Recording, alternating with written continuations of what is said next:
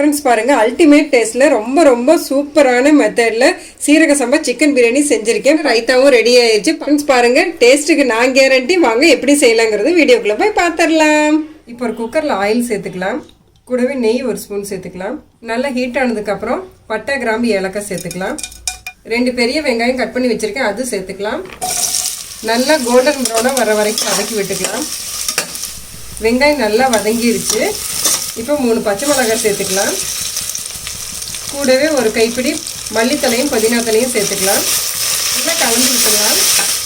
அடுத்து இஞ்சி பூண்டு பேஸ்ட் சேர்த்துக்கலாம். இது பச்சை வாசனை போகிற வரைக்கும் நல்லா வதக்கி விட்டுடணும். பூண்டு வெங்காயம் அரைச்ச பேஸ்ட்டு சேர்த்துக்கலாம்.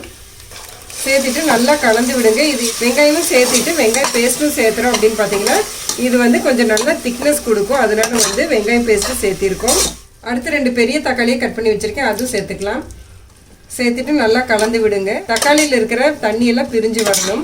உப்பு கொஞ்சம் சேர்த்துக்கலாம். இப்போ பாருங்கள், தக்காளியில் இருக்கிற தண்ணியெல்லாம் நல்லா பிரிஞ்சு தக்காளி நல்லா மசிஞ்சிருச்சு. எண்ணெயும் நல்லா பிரிஞ்சு வந்துருச்சு. ஒரு தடவை கலந்து விட்டுடலாம். கலருக்காக காஷ்மீரி மிளகாய்த்தூள், மல்லித்தூள், கடைசியாக கரம் மசாலா எல்லாமே சேர்த்துட்டு நல்லா கலந்து விட்டுடலாம். ஒரு தடவை கொஞ்சமாக புளிப்புக்கு நம்ம லெமன் ஜூஸ் வேணாலும் சேர்த்துக்கலாம், இல்லை புளி தண்ணி வேணாலும் சேர்த்துக்கலாம். நான் இன்னைக்கு புளி தண்ணி கொஞ்சமாக சேர்த்துக்கிறேன். இது நல்லா கலந்து விட்டுடலாம். ஒரே ஒரு கொதி மட்டும் வரட்டும். அடுத்து இன்னைக்கு 1 கிலோ சிக்கன் எடுத்திருக்கேன், அது இது கூட சேர்த்துக்கலாம்.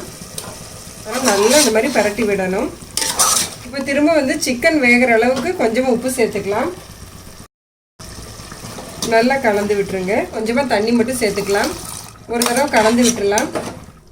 இப்போ குக்கர் மூடி போட்டுடலாம். 2 விசில் மட்டும் விட்டு எடுத்துடலாம். இப்போ 2 விசிலுக்கு அப்புறம் ஓப்பன் பண்ணி பார்க்கலாம்.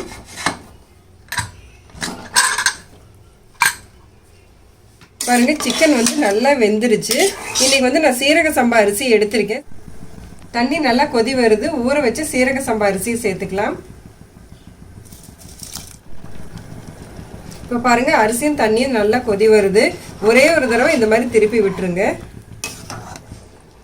இப்போ குக்கர் மூடி போட்டு ஒரே ஒரு விசில் வரட்டும், அது வரைக்கும் வெயிட் பண்ணலாம். இப்போ ஒரு விசிலுக்கு அப்புறம் ஓப்பன் பண்ணி பார்க்கலாம்.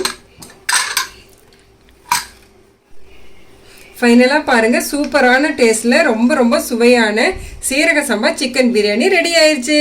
நீங்களும் நான் சொல்லி கொடுத்த மெத்தடில் ட்ரை பண்ணி பார்த்துட்டு கமெண்ட்டில் சொல்லுங்கள். Bye friends.